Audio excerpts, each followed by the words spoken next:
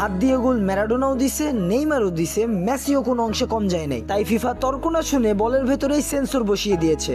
বিশ্বকাপে ব্যবহার হওয়া আধুনিক ফুটবলের ভেতরে থাকে একটি বিশেষ সেন্সর চিপ, যাকে বলা হয় কানেক্টেড বল টেকনোলজি। একজন ফুটবলার ঠিক কোন মুহূর্তে বল স্পর্শ করেছে সেটা শতভাগ নির্ভুলভাবে বের করা আগে ভিএআর সিস্টেমে বড় সমস্যা ছিল, কারণ ক্যামেরা সবকিছু দেখলেও সেই একদম নির্দিষ্ট মুহূর্তটা ধরতে অনেক সময় কঠিন হয়ে যেত। তাই ফিফা আর অ্যাডিডাস মিলে বলের ভেতরেই বসিয়ে দিয়েছে একটি ইমো সেন্সর, IMU সেন্সর।